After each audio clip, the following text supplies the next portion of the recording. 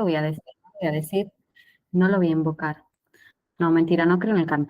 Hoy, chicos, la idea es que sea un poco más corta la clase, ¿sí? Es neumonía, tema súper tomado, pero debería ser más cortito. Yo quiero que me presten mucha atención en general en todo el tema, porque realmente sí lo preguntan, tanto en el choice como en el oral. Sobre todo en el choice, lo que es la parte de los gérmenes causantes de las neumonías, ¿sí? Entonces lo vamos a ver ahora, pero después cuando ustedes repasen, hagan mucho hincapié en eso, porque además, dentro de todo es memoria, o sea, saber que un paciente con EPOC tiene más predisposición para adquirir dichos gérmenes, o un paciente que es diabético o que hace hemodiálisis tiene más riesgo de contagiarse por estos otros gérmenes, ¿sí? Eso yo, o sea, lo único que queda es repetirlo y memorizarlo así, ¿sí? Bueno, ahí se está viendo, ¿verdad? Yo creo que sí, confírmenme ustedes.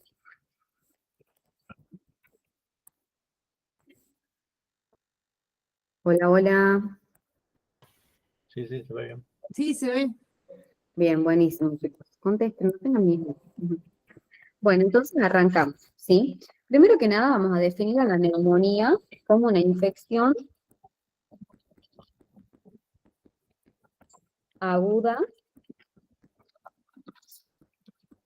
del parénquima pulmonar. Así como veíamos, por ejemplo, que el asma y el EPOC tomaban más lo que eran las vías aéreas, bajas o altas, esto afecta directamente a lo que es el parénquima pulmonar, o sea, va a ir directamente a los alvéolos, ¿sí? Ustedes imagínense, tienen acá sus pulmones, ¿sí? Dentro de sus pulmones tienen las múltiples unidades alveolares, que están como en forma de burbujitas dispuestas, y lo que va a pasar acá es que va a ingresar un germen, un bichito, que cuando ingrese va a generar todo un proceso inflamatorio que va a hacer que dentro de los alvéolos se empiece a producir mucha pus. O sea que los alvéolos, en vez de estar ocupados por aires, van a empezar a estar ocupados por mucha pus, líquido, ¿sí? Inflamatorio, por lo mismo infección. Toda esta pus que va a estar ocupando los alvéolos va a dar como respuesta secundaria o como efecto secundario alvéolos que van a estar no ventilados, o sea, no les va a poder ingresar el aire, ¿sí? Porque están ocupados por por la misma pus, ¿sí? Pero sí perfundidos. Y quiero que hagan un poquito de memoria, no sé si se acuerdan de esto que lo veíamos en la clase de insuficiencia respiratoria, que este concepto de alvéolos que sí perfunden porque sus capilares están sanitos, pero que no ventilan, me dan un efecto característico que tiene un nombre propio. ¿Alguno se acuerda cómo se llamaba este efecto?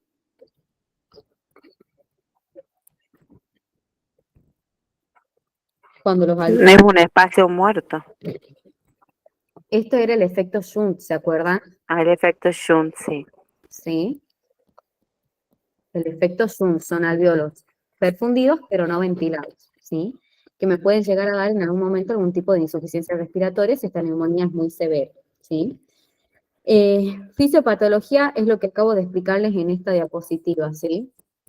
Es básicamente esto, ingresa un germen, se produce una respuesta inflamatoria, los alvéolos pasan a estar ocupados por un exudado dentro de los mismos y generan este tipo de efecto impidiendo la ventilación de los mismos. Dentro de la epidemiología lo que ustedes tienen que acordarse es que se da principalmente en pacientes mayores de 65 años, ¿sí? O sea, la edad es un factor de riesgo para estos pacientes. Se da más en pacientes del sexo masculino, en varones. Tiene una incidencia anual de aproximadamente 3 a 10 casos por cada 1000 habitantes. O sea que fíjense que es bastante alta esta incidencia anual. 3 a 10 casos por cada 1000 habitantes. Es mucho, chicos, ¿sí? Lo importante es que ustedes sepan que, si bien es bastante frecuente, el 80% de los pacientes que sufren una neumonía reciben un tratamiento ambulatorio, o sea, en su casa, no hace falta internarlos, y se curan, ¿sí? Pero hay algo que ustedes tienen que saber, que es que este tratamiento ambulatorio es efectivo siempre y cuando el paciente no requiera una internación. ¿Por qué? Porque vamos a tener que la mortalidad causada por neumonías es muy distinta si se trata de una neumonía adquirida en la comunidad, que el paciente recibe un tratamiento ambulatorio, o de una neumonía adquirida en el hospital, intrahospitalaria, generada por otros gérmenes mucho más heavy, mucho más complicados, que requiere una internación para su tratamiento. La mortalidad cuando la neumonía es adquirida en la comunidad es muy baja, entre el 0,1 al 0,5%. Por eso yo a estos pacientes los trato ambulatoriamente y chau, zafan de una. El tema es cuando se trata de una neumonía intrahospitalaria, es decir, de pacientes que están internados, que se agarran un bichito que anda dando vueltas dentro del hospital, que es un bichito mucho más malo, que genera mucho más daño, ¿sí? Mucho más fuerte, y aumenta la mortalidad a un 50%, ¿sí? O sea, fíjense cómo es la diferencia entre una y la otra. Por eso ustedes siempre tienen que tener como concepto general que cuando ustedes vayan a internar a un paciente el día de mañana, que sean médicos, chicos, más allá de que sea por una litiasis vesicular o por un cálculo renal o por cualquier tonterita, siempre tienen que tratar de evitar lo máximo posible internar al paciente. Y si lo van a internar, tratar de que esa internación dure lo menos posible. Porque más allá de que el paciente ya tiene una patología de base que le adjudica un cierto grado de mortalidad, si yo lo dejo mucho tiempo en el hospital, este paciente se expone al riesgo de contraerse un montón de infecciones por gérmenes intrahospitalarios, que no son los mismos que andan dando vuelta en la calle, sino que son gérmenes mucho más potentes y que generan patologías mucho más difíciles de tratar, aumentando aún más la mortalidad de estos pacientes internados, ¿sí? Bien, perfecto. Factores de riesgo, y lo mismo que acabamos de hablar, sexo masculino, la edad, ¿sí?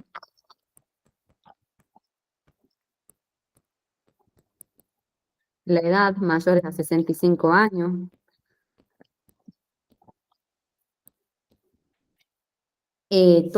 O por supuesto que el tabaco, el alcohol, los pacientes con EPOC, que ya tienen una alteración en su estructura pulmonar general, los pacientes desnutridos o diabéticos, vamos a hacer más prolijito, desnutridos o diabéticos, los pacientes que tienen alguna patología neurológica o alguna depresión de su Glasgow que les adjudica el riesgo de broncoaspirarse, ¿sí? Si ellos no tienen un buen estado de conciencia, pierden estos reflejos que son el tusígeno, por ejemplo, que me permite a mí toser cuando hay algo que está intentando entrar a mi vía respiratoria que no corresponde ahí. ¿Sí? Cuando yo inhalo algo de polvo, o me ahogo con un poco de agua o con lo que sea, ahí nomás se activa el reflejo de la tos y hace que salga y que se alejen todas esas partículas para que no lleguen a mi pulmón. Bueno, los pacientes que tienen deprimido el Glasgow, que tienen un estado de conciencia menor al normal, ¿sí? Que no están lúcidos, pierden estos reflejos tusígenos protectores y tienen mayor riesgo de broncoaspirarse. ¿Qué quiere decir esto? Que pueden meter todo el contenido que tienen en su tubo gastrointestinal a lo que es la vía aérea, ¿sí? Llegando así todo esto con un montón de gérmenes que forman parte de nuestra flora normal al parénquima pulmonar y generando una infección con la consecuente inflamación y pus y etcétera, todo lo que ya hemos explicado, ¿sí? Bien, perfecto. Vías de diseminación. Dentro de las vías de diseminación, ustedes, chicos, acuérdense que lo más frecuente son las gotitas de flush.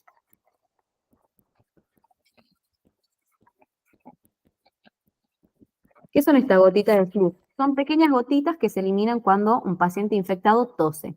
Yo estoy cursando una neumonía, toso, elimino estas gotitas que adentro tienen un montón de microbios y la persona que está cerca mío, que toma contacto con estas gotitas, las inhalas y se mete todos esos microbios adentro de su vía respiratoria. Esto es lo más frecuente. ¿Puede haber otras? Sí, sí puede haber otras. Por ejemplo, la broncoaspiración que les decía yo recién. Viene el paciente, se broncoaspira y pasa todos los gérmenes de la vía, de la flora normal del tracto digestivo hacia mi tracto respiratorio, ¿sí? También puede ser por una diseminación hematógena. Por ejemplo, un paciente que hace un cuadro de peritonitis, o sea, tiene inflamado su peritoneo, o hace una infección urinaria alta, una pielonefritis muy severa, muy grave, puede que estos gérmenes pasen a la sangre desde el riñón o del peritoneo, viajen y lleguen hasta el pulmón y generen una neumonía secundaria, ¿sí? También puede ser por vía contigua. ¿Qué quiere decir esto? Por ejemplo, un paciente que tiene un empiema, o sea, tiene un proceso inflamatorio en su pleura, o un paciente que tiene una mediastinitis, que está ahí pegado al pulmón, ¿sí? Y también puede ser por transmisión o inoculación directa. Esto es más que nada iatrogénico, o sea, yo, por ejemplo, entro para hacer una cirugía en todo lo que es la caja torácica de mi paciente, y mientras yo estoy metiendo una pinza, esa misma pinza contaminada toca el pulmón y me infecta. Eso sería vía directa, ¿sí? Entonces, hay un montón de vías de diseminación. La más importante que ustedes, y más frecuente que se tienen que acordar, son las gotitas de flush. Por eso es importante siempre educar a los pacientes que tosan cubriéndose siempre con el pliegue del codo, ¿sí? Que se laven bien las manos, etcétera. ¿Vamos bien, chicos? Sí. Sí. Bien, buenísimo. Entonces, ya lo hemos definido, hemos dicho que la neumonía es el proceso infeccioso agudo del parénquima pulmonar, ¿sí? ¿En cómo se produce? Entra un bichito a la vía aérea, llega hasta el parénquima, hasta los alvéolos, genera una infección con una respuesta inflamatoria que genera un montón de exudado dentro de mis alvéolos. Eso ocupa los alvéolos e impide que los mismos se ventilen, ¿sí? Epidemiológicamente, la neumonía es mucho más frecuente en los varones, sexo masculino, mayores de 65 años. Si bien no es una patología grave, porque el 80% se puede tratar ambulatoriamente con una buena antibiótico-terapia y listo, y una mortalidad muy baja, tengo que tener cuidado en que mi paciente no haga una neumonía intrahospitalaria o que no requiera internación, porque ahí es cuando la cuestión se complica y la mortalidad asciende a un 50%. El paciente con una neumonía intrahospitalaria tiene un 50% de chance de morirse, chicos, es muchísimo, ¿sí? Vías de diseminación, la más importante, la que se tienen que acordar, las gotitas de flush. Puede haber otras como la broncoaspiración, la hematógena, vía contigua o directa, ¿sí? Vamos acá, y esto se lo empiezan a grabar ya a la diapositiva, por favor, les suplico, ¿sí? Gérmenes causantes. Vamos a tener gérmenes típicos y gérmenes atípicos, ¿sí?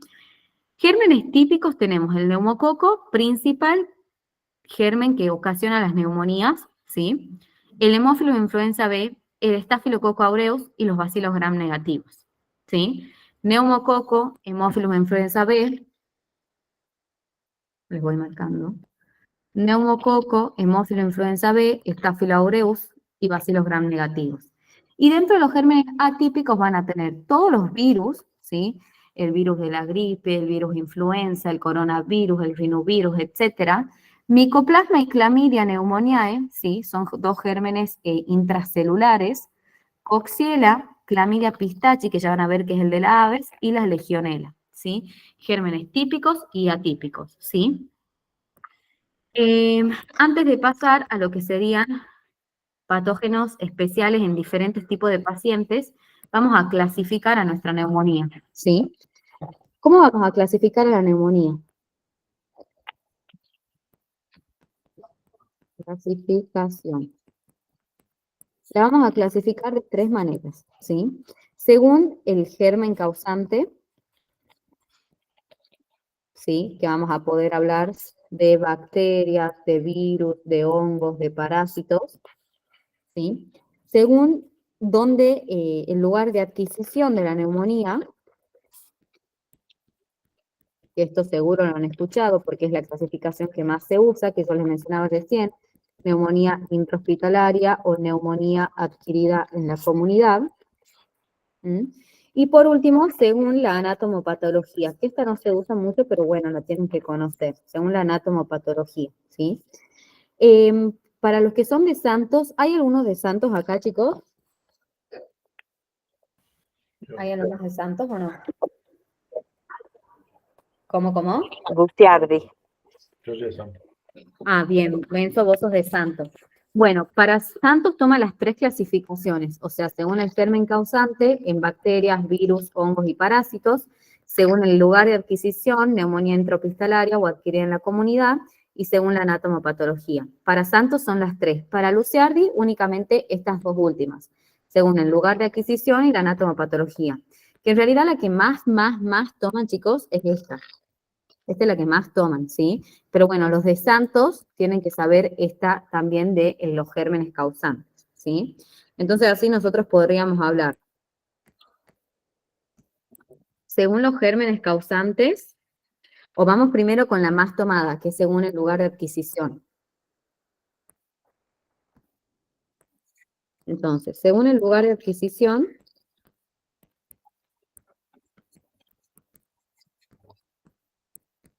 nosotros podemos hablar de una neumonía adquirida en la comunidad y de una neumonía que se le dice relacionada al ámbito de la salud, porque acá tienen la intrahospitalaria, que yo les mencionaba, y tienen una especial que es la neumonía asociada al respirador, ¿sí?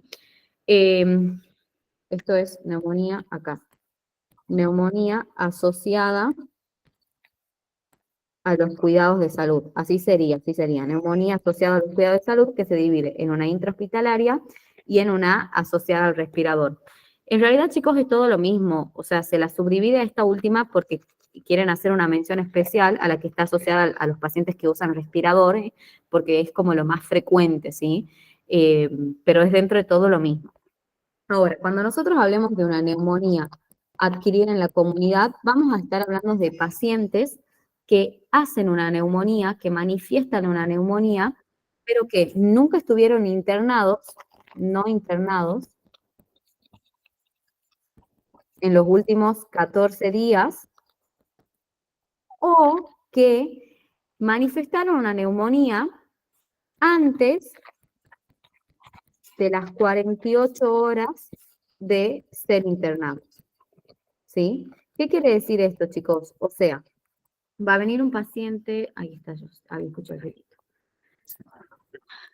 Va a venir un paciente que estaba caminando por la calle, llega al consultorio, usted le dice, tengo fiebre, tengo tos, tengo disnea. Todos los síntomas de la neumonía, fiebre, tos, disnea, fiebre, tos, disnea.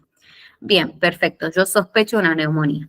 ¿Qué le voy a preguntar yo a este paciente? Le voy a preguntar, cuénteme, ¿usted ha estado en los últimos 14 días, la semana pasada o la anterior, internado por algún motivo o ha estado yendo frecuentemente al hospital para realizarse algún tratamiento o ha estado muy en contacto con el ámbito de la salud?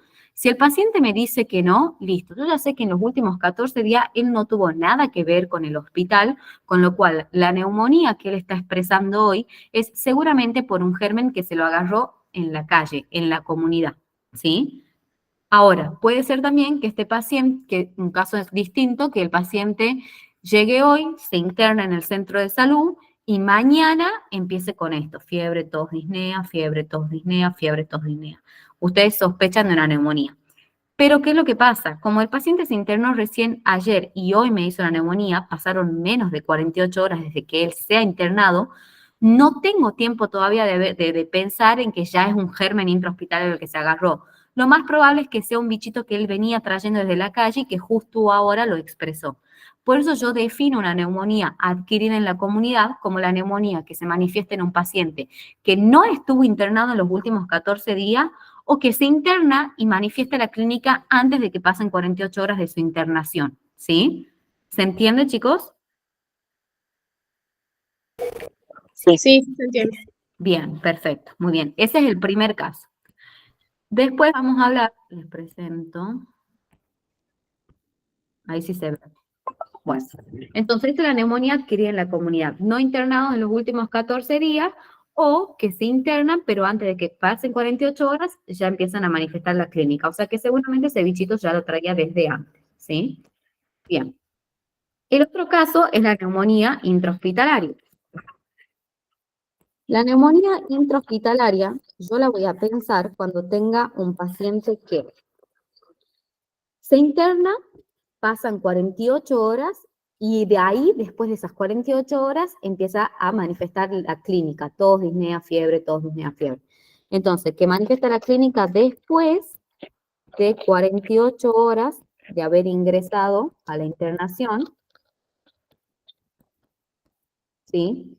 O puede ser también un paciente que estuvo internado, por ejemplo, que le dan el alta hoy y que pasan menos de 14 días y él hace una neumonía. O sea, por ejemplo, yo hoy estuve internada porque me bajó la presión. Me dan el alta y dentro de 2 días o de 4 días, antes de que pasen 14 días, yo hago una neumonía. Eso es porque seguramente mi bichito me lo llevé del hospital, ¿sí? Entonces, después de 48 horas de internado manifiesta la clínica o dentro de los 14 días de que se le dio el alta, ¿sí? Repito una vez más, la neumonía intrahospitalaria es aquella que se da en pacientes que se internan hoy, pasan 48 horas o más de que ellos siguen internados y empiezan a manifestar la clínica, ¿sí? O sea, seguramente si él se ha sido internado y recién a la semana o semana y media empezó a manifestar todo esto, es un bicho que ha tenido tiempo de agarrárselo dentro del hospital, ¿sí? O también puede ser un paciente que estuvo internado todo el mes pasado, que se le dio el alta ayer y que pasan 7 días, 10 días o hasta 13 días y manifiesta de repente en su casa un cuadro de neumonía, pero él tiene el antecedente de haber estado internados hace menos de 14 días. Yo le voy a preguntar, ¿usted está internado? El paciente me va a decir, sí, yo hace 10 días que estoy internado. Listo, yo ya sé que ese bicho seguramente se lo ha traído del hospital. Entonces, eso es neumonía adquirida en la comunidad y neumonía intrahospitalaria. Quiero saber si queda claro, si no, repito una vez más, porque les van a preguntar tienen que entenderlo, digamos. Yo sé que por ahí es como un trabalengua, pero ustedes imagínense el paciente. ¿Queda bien? ¿Queda claro? Sí, se entiende. Bien, perfecto. Claro. Entonces, esa es la primera clasificación que nosotros vamos a usar según el lugar de adquisición del germen. Se lo agarró en la calle, en la comunidad o lo trajo del hospital, ¿sí?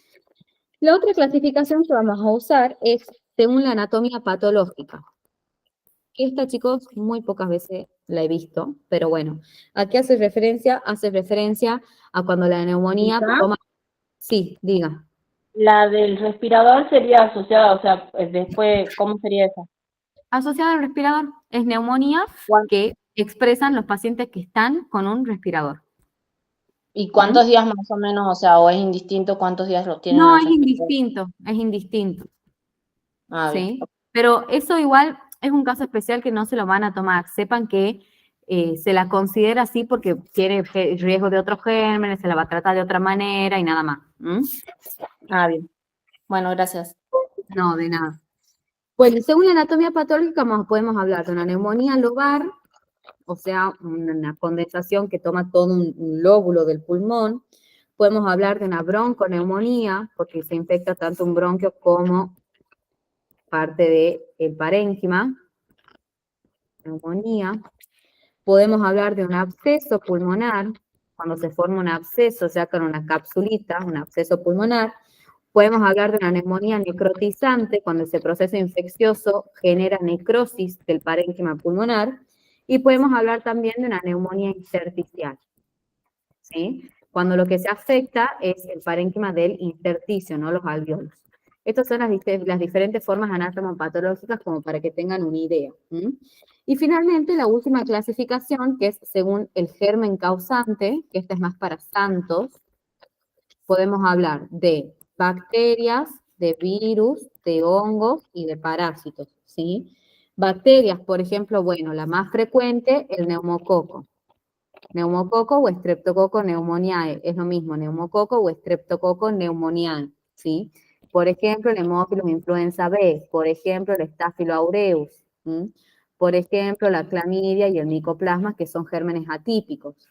Como virus puede ser el virus sincitial respiratorio, el coronavirus refrecuente, el rinovirus, cualquier virus. Como hongos, piensen en histoplasma y criptococo. Y siempre que ustedes tengan un paciente que hace una neumonía o cualquier infección causada por hongo, piensen que ese paciente tiene alguna condición de base que lo hace inmunodeprimido. Es muy raro que nosotros, si ahora estamos sanitos, hagamos una neumonía por hongo. Seguramente nos agarremos una bacteria, un neumococo, y eso sí nos puede ocasionar una neumonía. Pero los hongos es raro, porque en teoría nuestro sistema inmunológico ya está preparado para defendernos al 100% de estos hongos. Entonces, si un paciente tiene una neumonía por histoplasma o por streptococo, ustedes piensen que él tiene algo de base que lo hace inmunodeprimido. Es VIH positivo, es diabético, tiene una tuberculosis de base, tiene alguna patología importante que lo hace inmunodeprimido.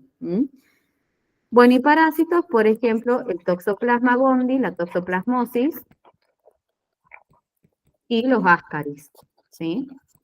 Esto para que conozcan las clasificaciones, ¿sí? Porque en realidad lo que a mí más me interesa que se queden es esto que nosotros hablamos de los dos tipos de gérmenes y según sean típicos o atípicos, ¿sí?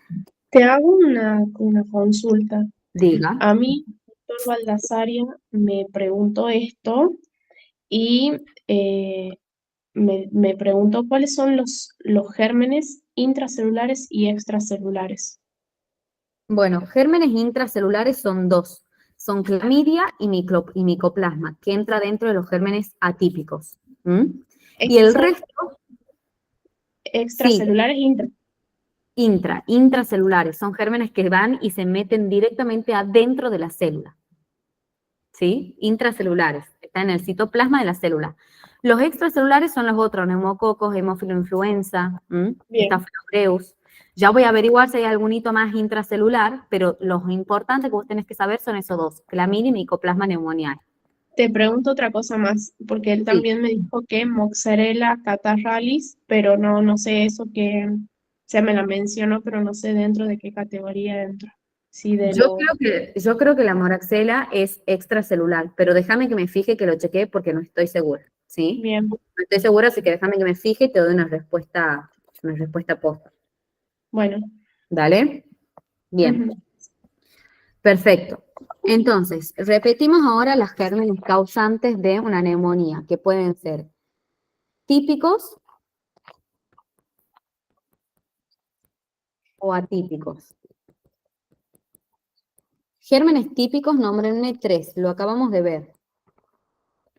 3 gérmenes típicos. Un poco el mosquito influenza y el Streptococcus aureus. Perfecto, neumococo, hemófilo influenza, el Staphylococcus aureus, que es el que está en la piel, ¿sí? Y podríamos agregar los bacilos gram negativos. Dentro de los atípicos vamos a tener los dos que acabamos de mencionar, intracelulares, clamidia, pneumoniae y micoplasma, pneumoniae. Vamos a tener todos los virus, se los consideran gérmenes que ocasionan neumonías atípicas. Ya vamos a ver qué es esto de neumonía típica y atípica. Vamos a tener también la clamidia pistachi. Esta clamidia pistachi se encuentra en las aves, o sea que siempre piensen en personas que vivan en el campo, que tengan aves en la casa, ¿sí? Y también podemos pensar en la legionela, ¿sí? Estos son gérmenes típicos y atípicos. ¿Por qué? Porque cuando nosotros estudiamos las neumonías, la manifestación clínica de la neumonía, las imágenes que me da una neumonía en la radiografía del tórax, el tratamiento, etcétera, vamos a hablar de dos tipos de neumonía, típica y atípica, según los gérmenes que la causan, ¿sí? Es decir, quiero que se acuerden porque son dos tipos muy distintos. Una neumonía típica tiene sus gérmenes que la ocasionan, su clínica específica y su expresión radiológica específica. Y la neumonía típica tiene otros gérmenes que lo van a ocasionar, tiene su clínica específica y su expresión radiológica específica, ¿sí? Te consulto de nuevo. La clamidia Citachi es intracelular también, ¿verdad? Creo que no, porque creo que es otro tipo. Déjame que me fijo y te contesto bien. Sí, De porque todas con eso me han desaprobado a mí, digamos, cuáles eran intracelulares y extracelulares, y bueno. Pero vos le dijiste clamidia y micoplasma pneumoniae. ¿Cómo? Vos Clamidia. le Sí, pusiste sí, pero él quería que yo le diga cuáles son los... Porque después le habían mencionado que la clamidia Citachi, yo lo tenía entendido así, que también o sea, lo contraen aquellas personas que son inmunocomprometidos. Como por ejemplo, no sé, y me dijo que no. por ejemplo, los lincheritas, eso lo había estudiado ¿cómo se llama? En infecto, creo que es. Micro. En micro. Por ejemplo, clamidia Citachi lo padecen más los lincheras alcohólicos que están tirados en la plaza, entonces contraen la enfermedad porque aspiran, digamos, el germen por vía aérea. Eso es lo que yo había estudiado.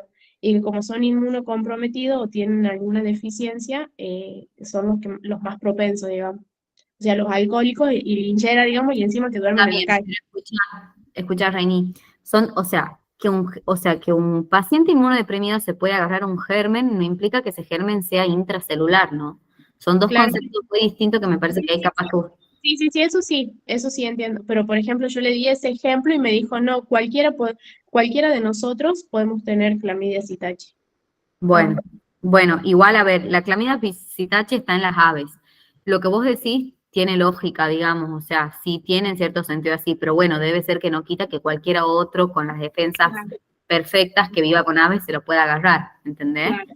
Pero si, o sea, si vos le has contestado esto de germen intracelular, yo no sé, o sea, no sé, déjame que me fije y te contesto, pero no te quedes con esa idea de que el germen intracelular es que se va al inmunodeprimido. Son dos cosas distintas, ¿sí? Bien, Son dos bien, bien. conceptos muy diferentes. Yo me voy a fijar si la clamidia Citachi es intracelular o no, porque no estoy segura, no te quiero mentir, no me suena. Sé que la clamidia y el Mycoplasma pneumoniae, tipo pneumoniae, sí son intracelulares. La otra me voy a fijar, pero no, borrate esa asociación de que el inmunodeprimido se agarra a los intracelulares. No tiene nada que ver, ¿sí? No, no, o sea, yo le di, era un ejemplo, digamos, sobre la clamidia Citachi en relación, digamos, con ese tipo de paciente. Y bueno, después me había preguntado cuál era, y ahí me dijo que no, y después me preguntó cuál eran intracelulares, y bueno, eso es lo que yo no sabía, digamos. Claro. Bueno, yo creo que si vos le decías micoplasma y clamidia, neumoniae, te dejaba de molestar, ¿sí? Porque aparte es re importante porque cuando uno estudia el tratamiento empírico que puede hacer, hay fármacos como la claritromicina que la damos, que cubren justamente estos dos gérmenes intercelulares, ¿sí? Pero bueno, yo voy a googlear bien germen por germen, esos dos sí grábenselo y les voy a pasar el resto específicamente porque no les quiero decir sí o no con tanta seguridad porque no estoy, ¿sí? Claro. Y ya les voy a pasar. De todas maneras, eso también lo van a ver con Flor en fármaco, ¿no? Flor también les debería dar todo lo que es el espectro antibiótico y los tipos de gérmenes. Pero bueno, yo me voy a encargar de fijarme y de pasarles específicamente de esto. Quédense tranquilos. Bueno, seguimos.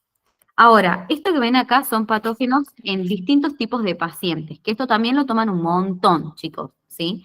O sea, ¿qué paciente va a tener riesgo de contraerse y hacer una neumonía por Staphylococcus aureus? Bueno, ustedes saben que el Staphylococcus aureus es una bacteria, ¿sí? Que genera un tipo de neumonía típica, valga la redundancia, y que se encuentra en la piel, ¿sí? Está en la piel. Entonces, ¿qué paciente la pueden agarrar? Los pacientes que hacen hemodiálisis, porque tienen que ponerse todo el tiempo una vía periférica y cuando punzan pueden meter el germen desde la piel adentro de la vena y de ahí se me llega hasta el pulmón el germen, el Staphylococcus aureus. Los pacientes diabéticos, los diabéticos tienen muchas complicaciones en la piel y partes blandas, hacen muchas úlceras, dermatitis, ¿sí? Infecciones, etcétera.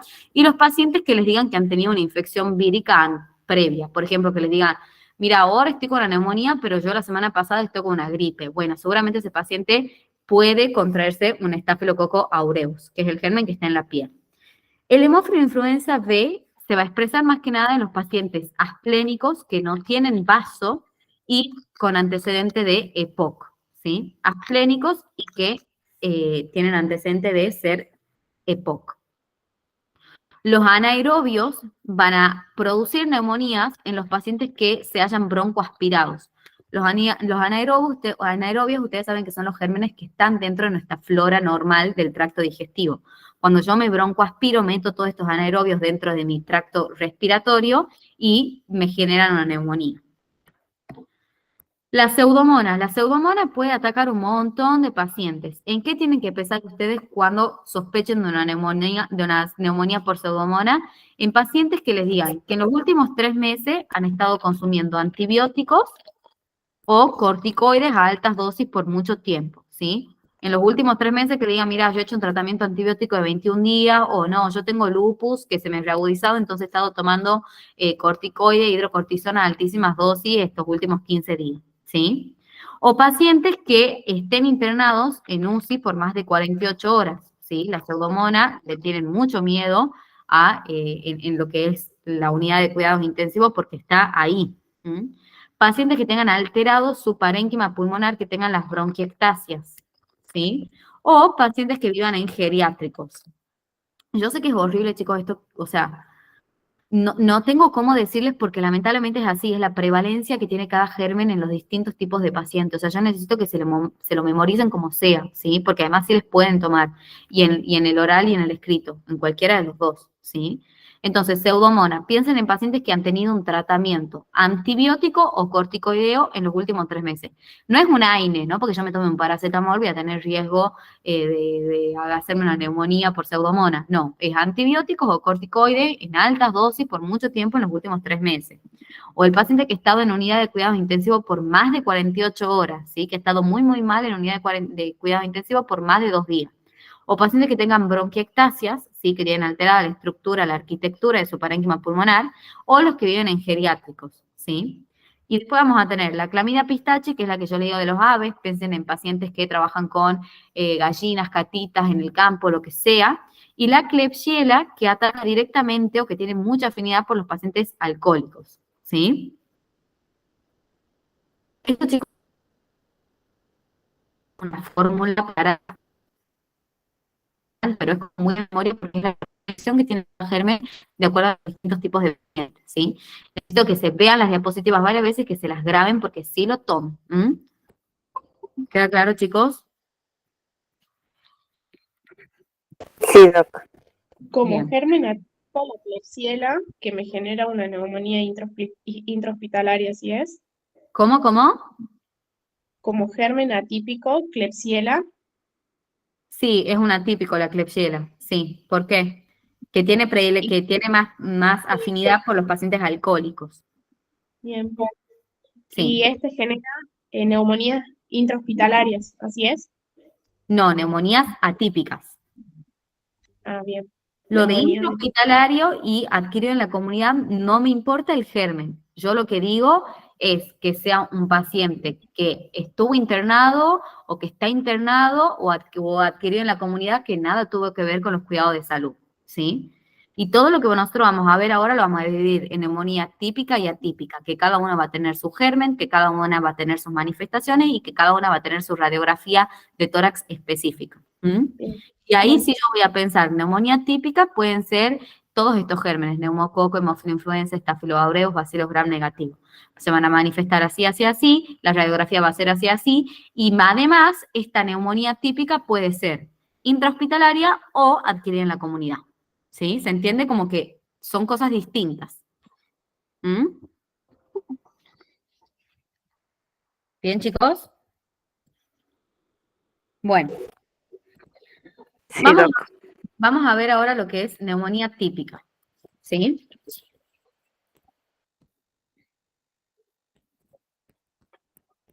Neumonía típica, ya hemos nombrado los gérmenes que la van a generar, ¿sí?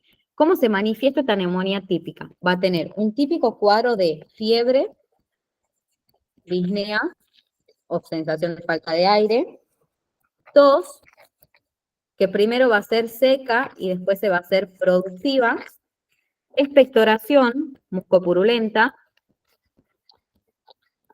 y puede tener el famoso dolor en puntada de costado, ¿sí? O dolor pleurítico.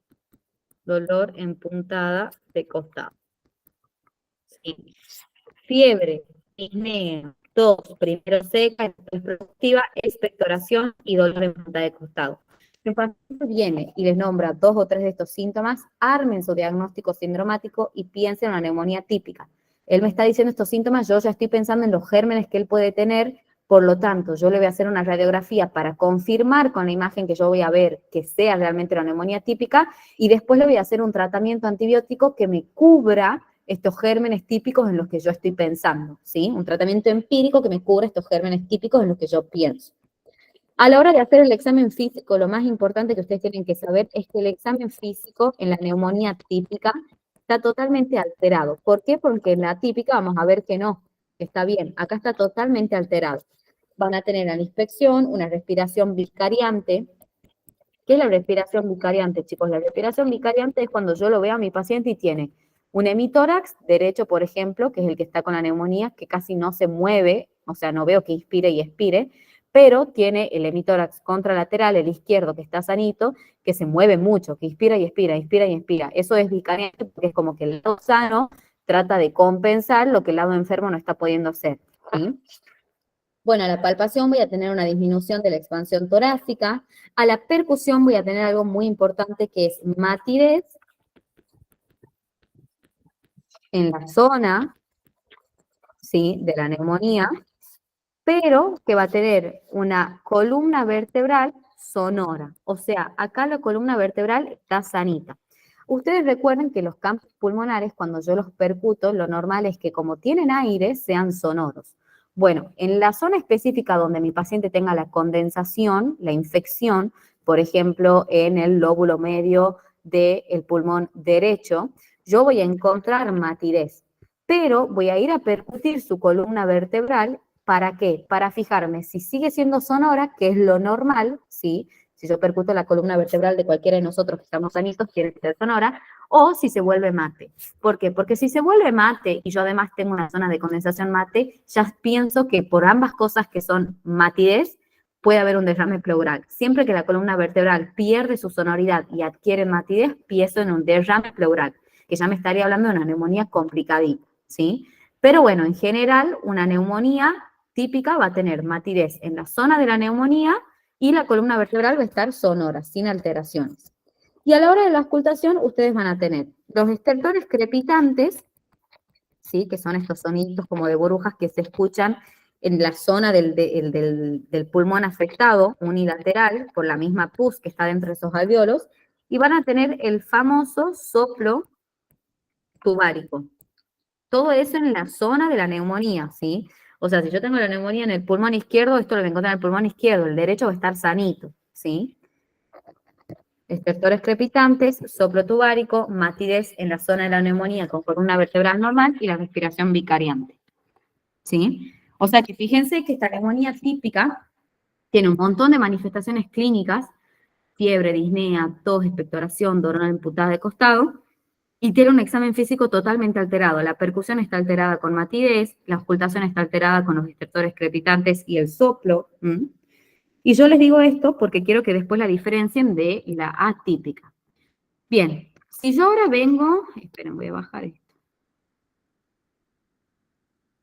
A ver, no puedo. Bueno, si yo vengo ahora, yo ya sospecho de la clínica, ¿cuál es el primer método complementario que ustedes le van a pedir al paciente que sospechan una neumonía? Una radiografía de tórax, ¿sí? Es el método de estudio gold estándar que me da a mí el diagnóstico de la neumonía o no. En una neumonía típica, ¿qué es lo que ustedes van a esperar encontrar? Neumonía típica. Van a encontrar una condensación, que es esta imagen radiopaca, bien localizada, ¿sí?, que va a estar acompañada de una imagen que yo sé que es muy difícil verla, que yo ya se las nombré, que es el famoso broncograma aéreo, que acá está medio señalado. Ven que hay como dos burbujitas. Ese broncograma aéreo, acuérdense, era una imagen radiopaca, ocupada, digamos, que se va a ver blanca, y otra imagen pegadita circular radiolúcida. Esta radiolúcida era el bronquio permeable, porque acá el bronquio está sanito, no tiene ninguna alteración, está llevando el aire correctamente. Pero la de al lado correspondía al alvéolo ocupado, porque el alvéolo acá está ocupado por pus, tiene mucha pus, ¿sí? Esa es la típica imagen del broncograma aéreo, ¿sí? Entonces, ustedes cuando piensen en una neumonía típica, porque el paciente les llega con todos estos síntomas, disnea, tos, expectoración, dolor pleurítico, fiebre, le van a pedir una radiografía, le van a hacer el examen físico, van a encontrar la matidez en la zona de la neumonía, con la columna vertebral sonora, lo van a auscultar y van a escuchar estos estertores crepitantes con el soplo pleurítico y van a pasar a pedirle la radiografía de tórax. ¿Qué es lo que ustedes van a encontrar en la radiografía de tórax de una neumonía típica? Esto, una condensación bien localizada, radiopaca, que se acompaña de la imagen del broncograma aéreo, ¿sí? Bien, perfecto. Eso de neumonía típica. Ahora, neumonía atípica, que va a ser causado por gérmenes atípicos. Denme 3 ejemplos de gérmenes atípicos. La clamidia y La la- clamidia micoplasma, Bien. y micoplasma. ¿Qué más? Algo muy frecuente. Virus. Los virus, muy bien. La legionela, que hubo algún que otro brote acá en Tucumán, ¿sí? La coxiela, etcétera. Bueno, la neumonía atípica se va a caracterizar, chicos, porque tiene un cuadro clínico muy inespecífico.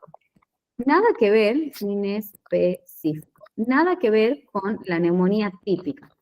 En esta típica el paciente va a tener más que nada, no va a ser una fiebre, no va a superar los 38 grados, va a ser apenas una febrícula, un poquito elevada la temperatura.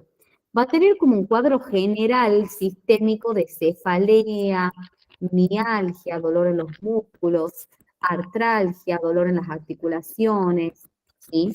Va a tener mucho malestar general, va a tener cansancio, mucha astenia, no va a tener energías, va a tener tos, pero que va a ser solamente seca, no se hace productiva.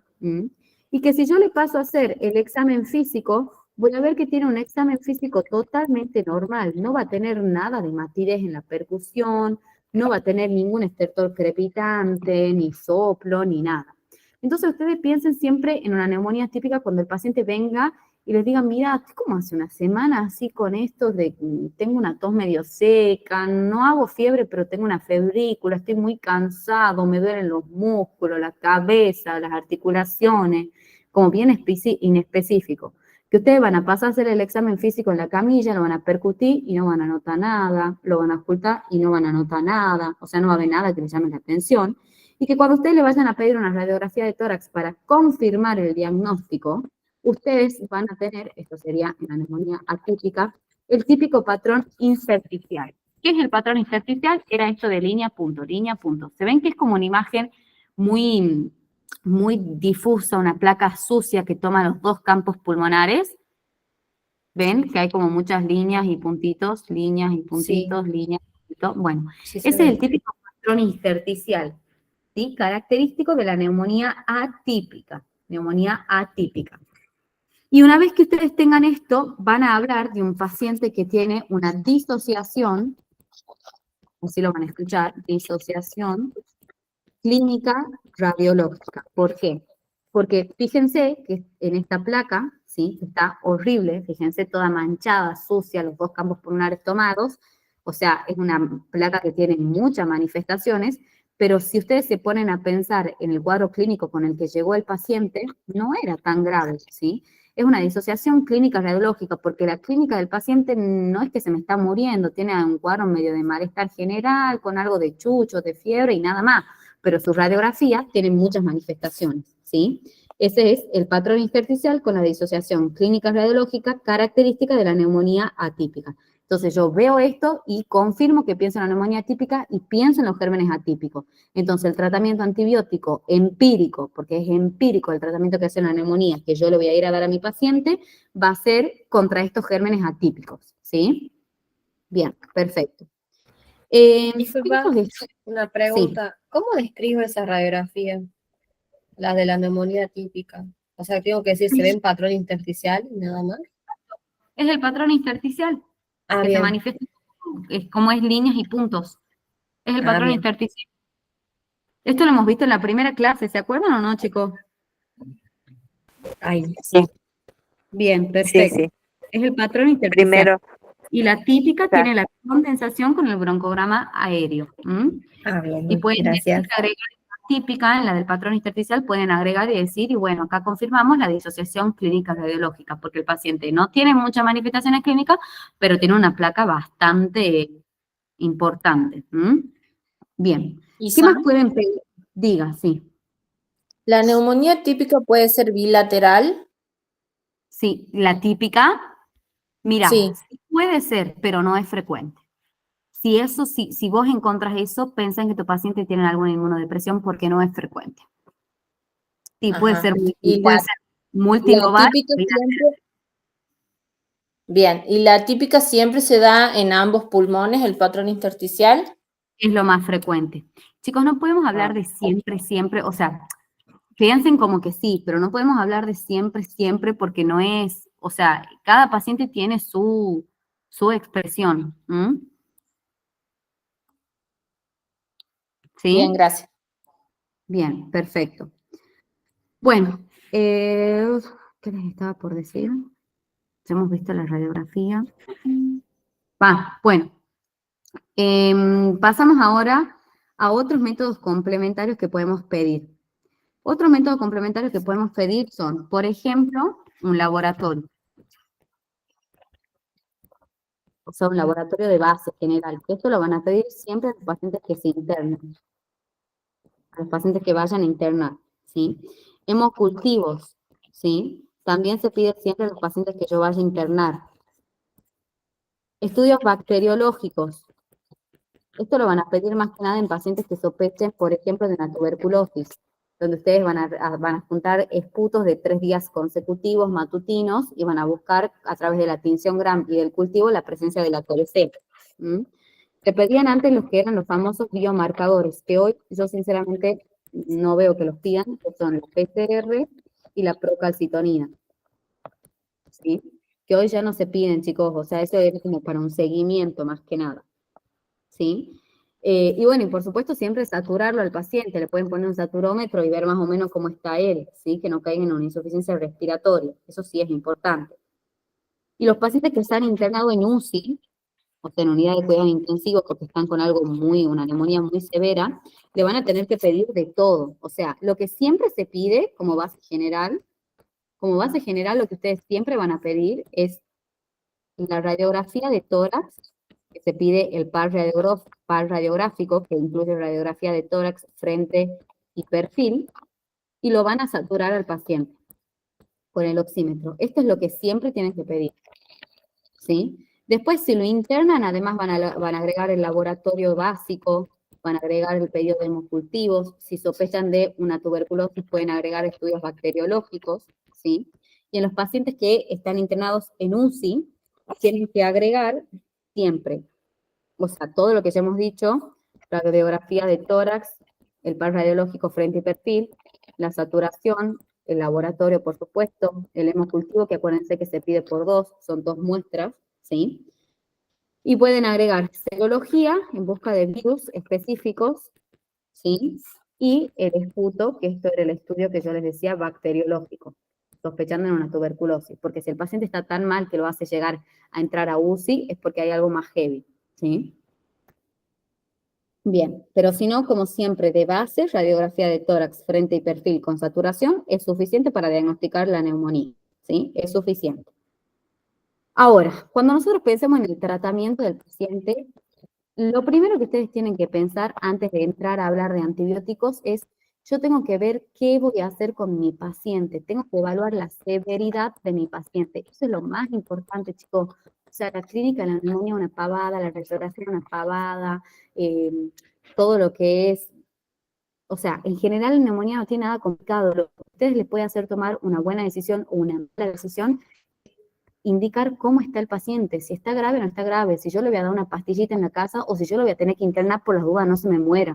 O sea, eso es importante, decir, yo a este paciente lo tengo que internar sí o no, tienen que tener ese criterio, ¿sí? Porque eso va a depender de cómo evolucione él, ¿sí? ¿Cómo van a tomar esta decisión? Bueno, se van a orientar de algo muy importante que es el famoso CURV 65. ¿Lo han escuchado ya alguna vez o no? Sí. Perfecto. ¿A qué hace referencia este CURV 65? El CURV 65 es una escala de fácil acceso, rápida, que nosotros podemos usar para evaluar el estado general de mi paciente y decir, ¿lo interno o lo mando a la casa? ¿Lo interno en sala general o lo tengo que meter en una UCI porque está muy mal? ¿Sí? ¿Y qué evalúa? Evalúa el estado de conciencia, hablando de confusión, ¿sí?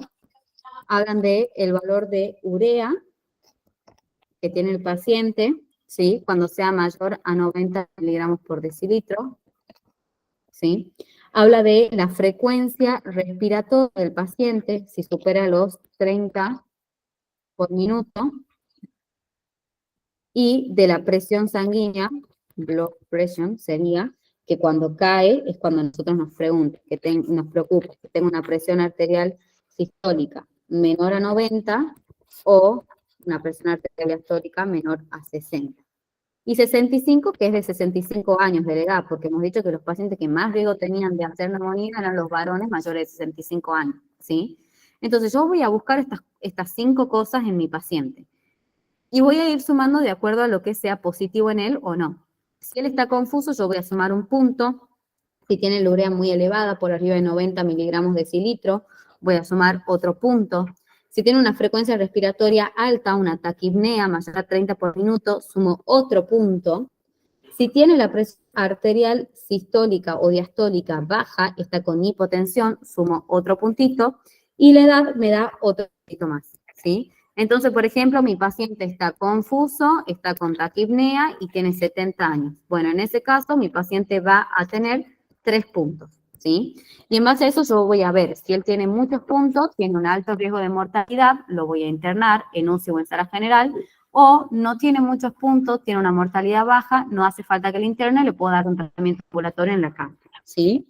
Así va a ser. 0 puntos, o sea, el paciente no tiene nada, es un paciente joven de 40 años, que no tiene ninguna comorbilidad ni patología de base, que no tiene confusión, que no tiene urea alta, que su presión está bien, que su frecuencia respiratoria está bien. 0 puntos, bueno, es un paciente que tiene una baja mortalidad, ¿sí? Más o menos del 0,1% que hablamos al principio, nada. Entonces yo a este le voy a poder hacer un tratamiento ambulatorio en su casa, ¿sí? Ahora, si el paciente tiene entre 1 o 2 puntos, ya la mortalidad aumenta un poquitito más. Hablo de una mortalidad intermedia, ¿sí? Acá ya la mortalidad va de entre el 1 al 10%. A este paciente yo voy a evaluar y voy a ver, bueno, si mi paciente tiene un solo punto, me tengo que fijar, ese punto es solamente porque él es un paciente más viejito, porque tiene 67 años, y bueno, si es lo único que tiene, por ahí el hecho de internarlo me va a dar más complicaciones que beneficios, ¿no? Lo voy a internar. Acuérdense que yo al principio les decía, siempre que ustedes tengan que internar a un paciente, chicos, piénsenlo bien, no lo metan así nomás, no lo dejan mucho tiempo, porque adentro del hospital hay gente mucho más peligrosos, ¿sí? Entonces, si él tiene un solo punto, que eso es correspondiente a su edad, a que es mayor, hacer igual un tratamiento ambulatorio, prefiero tratarlo en la casa, con un seguimiento de cerca, le digo que venga a controlarse, etcétera, etcétera, ¿sí? Pero si ya ese punto es por otra cosa, o tiene 2 puntos, la edad y cualquier otra cosa, ya ahí sí o sí lo tengo que mandar a la sala, ¿sí?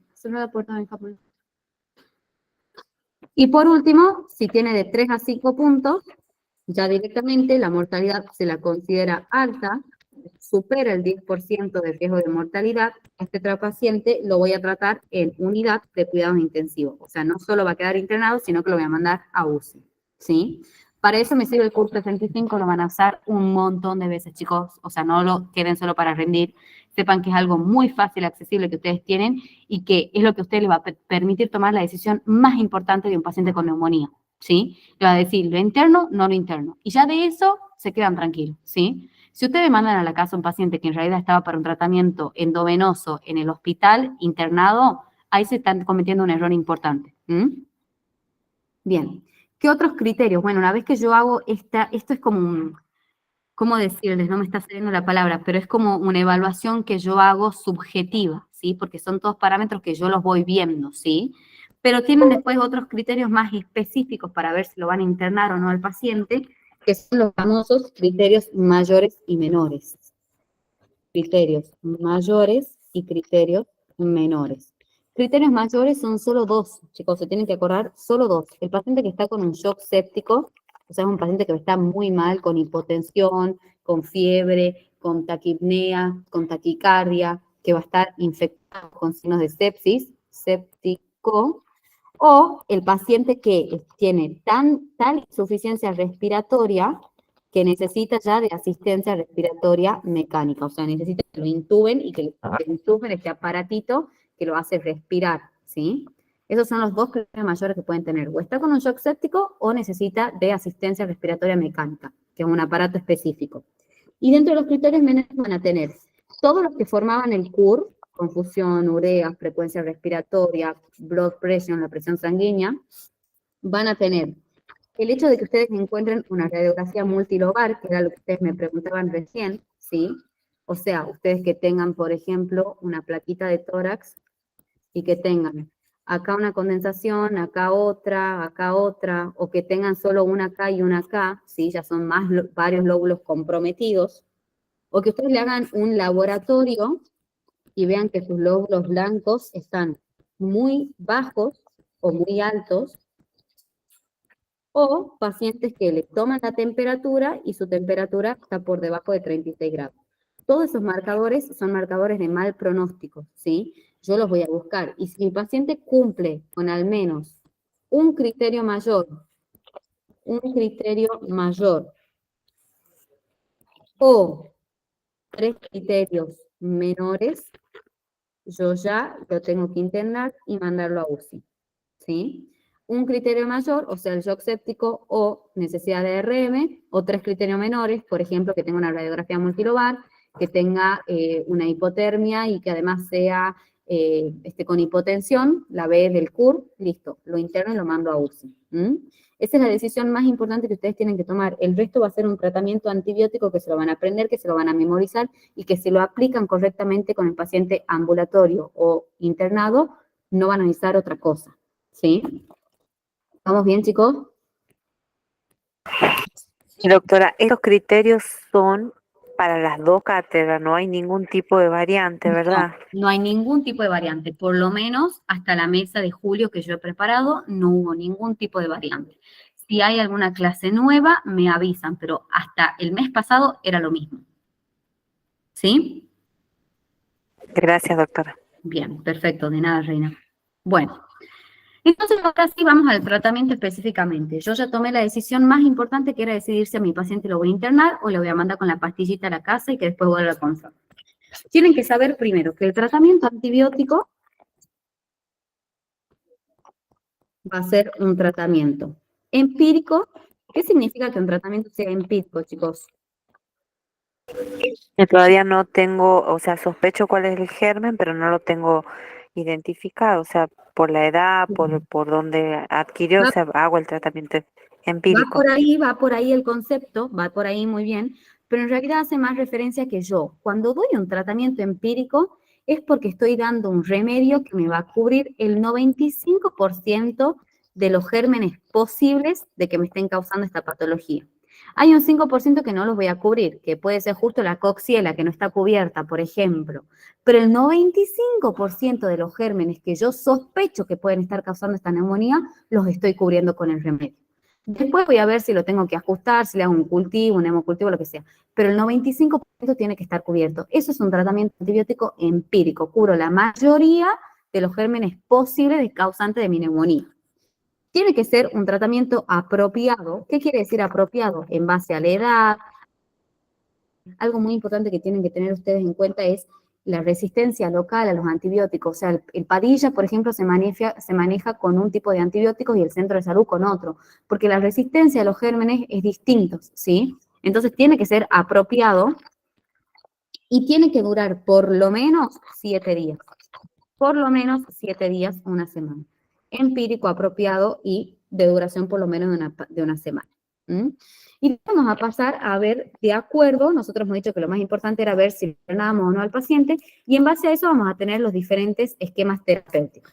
Entonces, si yo decido que a mi paciente le voy a dar un tratamiento ambulatorio, porque no tenía ningún criterio mayor ni menor, porque le hice el CUR 65 y no tenía ningún puntaje, tengo 2 opciones para tratarlo. Y se va a basar de acuerdo a mi paciente sea menor a 65 años, los voy a dividir en 2 grupos, menor a 65 años y sin ninguna comorbilidad, o sea que no sea hipertenso, diabético, tabaquista ni nada, o en pacientes que sean mayores a 65 años y o ya tengan alguna comorbilidad, un paciente hipertenso, un paciente fumador, un paciente con EPOC u obeso, lo que sea, con alguna comorbilidad. Y ahí voy a tener 2 tratamientos muy distintos. El paciente que no tiene absolutamente nada, yo lo puedo tratar simplemente con la amoxicilina. Ya, escuchen, tengo hecho un Word donde les voy a pasar todo con las dosis escritas exactamente. Ahora fíjense en acordarse por lo menos los nombres de los antibióticos, ¿sí? este escalón que vamos a ir viendo de distintos tipos de pacientes, acuérdenselo, yo después le paso la dosis, o se lo memorizan antes, ¿sí? Entonces, tratamiento menor a 65 años y sin ninguna comorbilidad, le doy amoxicilina, nada más. Pero si ya mi paciente tiene más de 65 y o tiene alguna comorbilidad, le voy a dar una combinación que es amoxicilina más clavulánico, ¿sí? Chicos, la amoxicilina cubre el principal germen causante que es el neumococo, ¿sí? Si yo además a esta amoxicilina le agrego el ácido clavulánico, voy a estar cubriendo el hemófilo influenza B, que era el segundo germen más frecuentemente causante de neumonías, y voy a estar cubriendo además todos los gérmenes que produzcan BLE. ¿Qué son las BLE? Las BLE son unas enzimas que producen estos malditos bichos para resistir aún más a los antibióticos. Entonces, capaz que yo le doy la amoxicilina, pero el bichito de mi paciente produce BLE y no puede mi amoxicilina combatir contra estas enzimas, contra estas beta-lactamasas. Entonces, yo lo que voy a hacer es agregarle el clavulánico. El clavulánico es como que inhabilita estas enzimas y permite que el antibiótico llegue y rompa y mate al bichito, ¿sí? Entonces, la amoxicilina cubre principalmente al neumococo, y si yo le agrego el clavulánico, estoy cubriendo además el hemófilo influenza B y estas enzimas que algunos gérmenes producen. ¿Se entiende? Lo van a ver bien con Flor, yo les voy tirando un par de ideas groseras que tienen que saber. Ahora, eso sí, mi paciente tiene un tratamiento ambulatorio, lo divido en esos dos subgrupos. Bueno, pero yo le hice el curso 65 y resulta que no, que mi paciente estaba hipotenso y confuso, entonces lo tengo que internar y como son dos puntos, lo tengo que mandar a la sala. Lo vamos a hacer con Lo tengo que mandar a la sala. Perfecto. Lo voy a internar en sala general porque no está tan mal, pero necesita internación. ¿Qué tratamiento le voy a dar yo acá? Le voy a dar ampicilina sortam. Es lo mismo que la amoxicilina clavulánico, chicos. Este cubre el neumococo, este cubre el hemófilo influenza y las beta-lactamasas. Este es un medicamento que se da endovenosa. La amoxicilina clavulánico se dan vía oral, ¿sí? Yo como acá el paciente lo voy a internar, le voy a dar ampicilina sulbactam para dárselo endovenoso. Y puedo o no, les voy a hacer con color, puedo o no agregar claritromicina. Claritromicina endovenosa. La claritromicina cubre los gérmenes atípicos, clamidia y micoplasma pneumoniae, ¿sí? Yo la voy a agregar o no de acuerdo a lo que yo considere. Cada paciente es un mundo. Si yo veo que generalmente la zona del Padilla tiene muchos gérmenes atípicos, listo, le voy a mandar. O si la placa de mi paciente no era tan de una neumonía típica, sino que también tenía mezclado un patrón intersticial, le voy a agregar. O capaz que no, que decido iniciar solo con la ampicilina sulbactam. Entonces, puedo o no agregarle la claritromicina, ¿sí? Esto es paciente en sala. Ahora, otro escenario, tengo un paciente que está re mal, necesita ARM, tiene hipotensión, tiene la urea altísima, tiene una taquipnea de 45 respiraciones por minuto, está confuso, tiene todo mal, lo voy a tener que internar en UCI. Acá el tratamiento va a ser distinto. El esquema inicial que ustedes van a dar es, de vuelta, ampicilina sulbactam, cubro neumococo, cubro hemófilo influenza B, cubro las beta-lactamasas. Esto se daba, acuérdense, endovenoso. Acá sí o sí le agrego la claritromicina. Ya no es una opción para el paciente que estaba en sala, claritromicina. Sí o sí le agrego, también endovenoso. Esto es como general para el paciente de UCI. Tienen que prestar atención en si ustedes sospechan que el paciente puede además tener una neumonía por pseudomonas, ¿sí? Si además puede tener una neumonía por pseudomonas o por Staphylococcus meticilino resistente. ¿Qué quiere decir esto? Es un Staphylococcus que veíamos que era un germen típico que produce una neumonía típica, pero que es resistente a la meticilina, ¿sí? Entonces una bacteria mucho más potente que voy a tener que cubrirlo con otros remedios. Me voy a quedar corta con el ampicilina sulbactam, ¿sí? Entonces, si ustedes sospechan de una pseudomonas, ¿cuándo sospechan de una pseudomonas, chicos?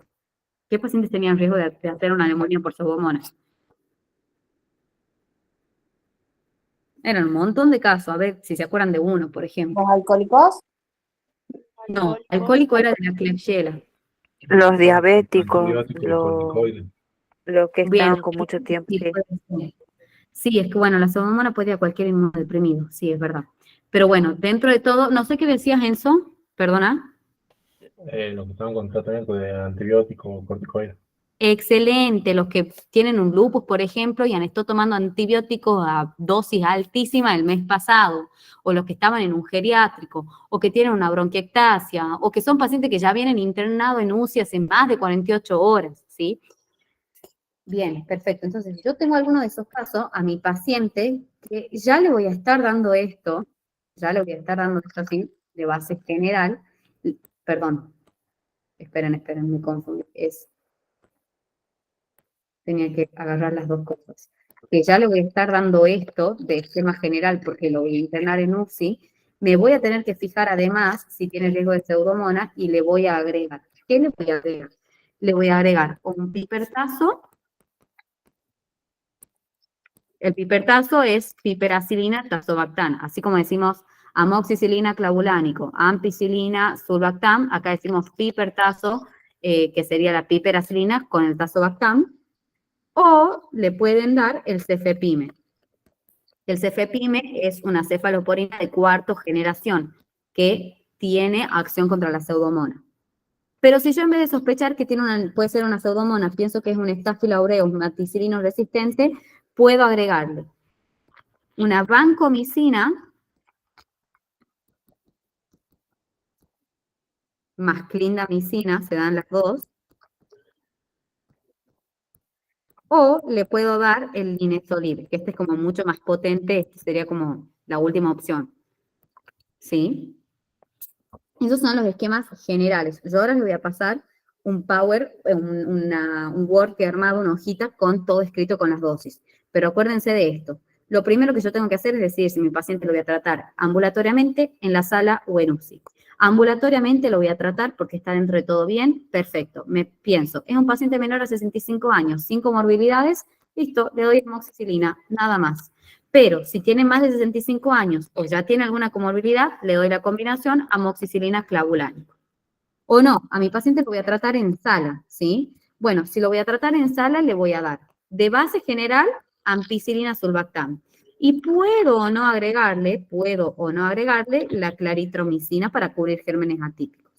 Pero si ya mi paciente va a estar internado dentro de UCI, sí o sí le tengo que dar las dos cosas, ampicilina sulbactam más la claritromicina. Y además me tengo que fijar si no sospecho de riesgo de infección por pseudomonas o SAM resistente. Además sospecho que tiene riesgo de pseudomonas, listo, le agrego el pipertazo o el cefepime, el que tengan. Yo creo que el que más se usa en el Padilla, por ejemplo, es el pipertazo, ¿sí? Pero si yo sospecho por un Staphylococcus aureus meticilino resistente, voy a darle o la banco con la clinda o directamente el linezolid, que es una bomba. ¿Queda claro, chicos? Doctora, disculpe. Diga. ¿Pipertazo es piperacilina y tazobactam o cómo? ¿Qué es? Así es, piperacilina, Perfecto. tazobactam. Piperacilina, tazobactam. Las Gracias. pacientes diabéticos dijiste, ¿verdad? También. ¿Cómo? Las pseudomonas dijiste en pacientes diabéticos, ¿puede ser? Y sí, chicos, la pseudomonas tiene una afinidad por los diabéticos. A ver, es como que sí, puede ir a cualquier inmunodeprimido la pseudomonas en realidad. Pero bueno, quédense con lo que yo les he puesto en esa diapositiva. ¿Sí? Bien. Eso es todo el tratamiento. Obviamente ustedes tienen que controlar al paciente, ¿sí? Por ejemplo, en la primera semana, ustedes tienen que esperar que el paciente ya no tenga la fiebre te tiene que haber ido, ¿sí? Ahora, al cabo del primer mes, el paciente tiene que tener una radiografía de tórax que ya se haya normalizado, que no tenga ninguna condensación ni ningún patrón intersticial, no tiene que tener nada de dolor tampoco, ni tampoco tiene que tener expectoración. Eso en el primer mes. ¿Mm? Al cabo del mes y medio, el paciente no tiene que tener nada de tos ni de disnea. O sea, estos dos síntomas se demoran un poquitito más en irse, ¿sí? Y al cabo de los 3 meses para adelante, tiene que tener absolutamente nada de fatiga, ni de cansancio, ni de astenia, ¿sí? Esto podríamos decir que son los parámetros de mejoría que yo voy a ir buscando en mi paciente para ver si él está respondiendo bien a la antibiótico terapia empírica que yo le hice o no. Entonces, la primera semana yo necesito que él me diga que ya no tiene más fiebre. Al primer mes yo le voy a hacer una placa de tórax, voy a esperar que esta esté totalmente normal, sin ninguna patología, sin ninguna alteración, que no tenga dolor en punta de costado ni esté expectorando. Al mes y medio se va a ir la tos y la disnea, se demoran un poquito más. Y lo último que se va es la fatiga, o sea, el paciente queda por mucho tiempo con una sensación de cansancio general, ¿sí? Lo último que se va es la fatiga. Y por supuesto, a todos estos pacientes, a todos en general, no solo a estos pacientes, hay que vacunarlos, chicos, vacunarlos, porque el germen más frecuente que ocasiona esta maldita neumonía es el neumococo, y nosotros tenemos la vacuna para el neumococo, o sea que somos muy pavos si no nos vacunamos, ¿sí? Entonces, vacunarlo con la antineumocóxica, que acuérdense que la antineumocóxica se da a todos los pacientes mayores de 65 años, ¿sí? Que tienen alguna enfermedad crónica o que tienen alguna inmunodepresión. La antineumocóxica, ustedes acuérdense que se hace un esquema conjugado. El esquema conjugado incluye primero una dosis de conjugado. Me están dando pésimo este lápiz, chicos, perdón. Esperen. Ahí está. Conjugado. Se da primero una dosis de Prevenar 13 y después una dosis de la Prevenar 23. Aguántenme un segundo, chicos.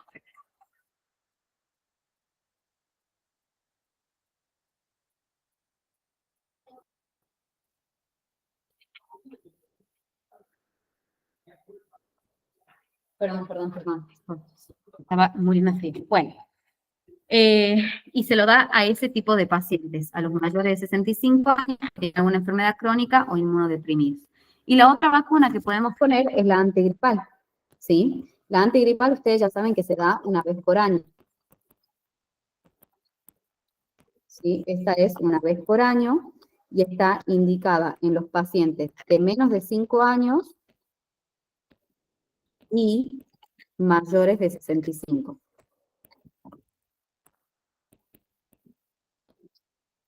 Ahí dicen 6, chicos, de 65 años. ¿Sí? Es como regla general a todos estos pacientes. Ahora, los que se encuentran entre estos dos rangos, o sea, por ejemplo, un paciente de 50 o de 45, de 30, también los puedo vacunar, pero si tienen alguna situación especial, por ejemplo, no sé, paciente que tiene cardiopatía, o los pacientes que son alcohólicos, que por más que no entren en el rango etario yo sé que tienen riesgo de adquirirse el virus, entonces los vacuno igual. Los pacientes con cirrosis, los pacientes diabéticos también se los vacuna sin importar la edad, ¿sí? A las embarazadas también se las vacuna. Ay, por Dios mío, no me da más el lapicito. Es que se me está quedando sin batería, me olvidé poner la carga. Bueno, embarazadas, ¿sí? Entonces, como regla general, a los menores de 5 años y mayores de 65, pero si entran fuera de estas dos edades, puedo ponerle si tienen algunas de estas condiciones especiales.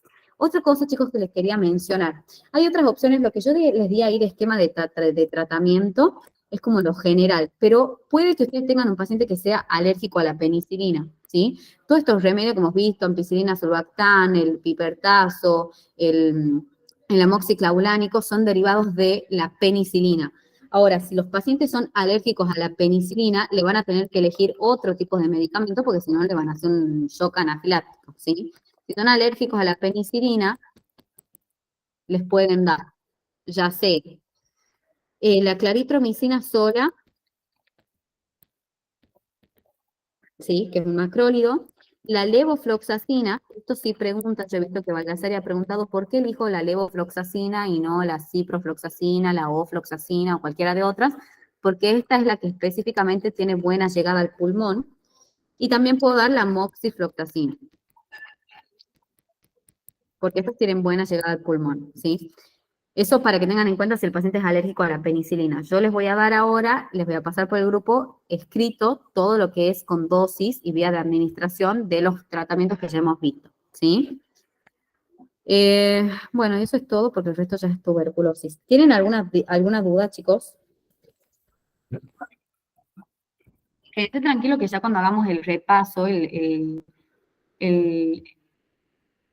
perdón, el examen, lo quería guardar para no perderlo, ahí van a terminar de fijar todos los gérmenes, ¿sí? Yo sé que es mucho y que es de memoria y que es horrible porque no tengo una memotecnia o algo para darles, pero se lo van a aprender a memoria, a las fuerzas, como sea, ¿sí? Porque sí lo toman. ¿Hay alguna pregunta, algo que no haya quedado claro? Sí, diga. ¿De esos últimos se da cualquiera de esos o se puede dar alguna combinación en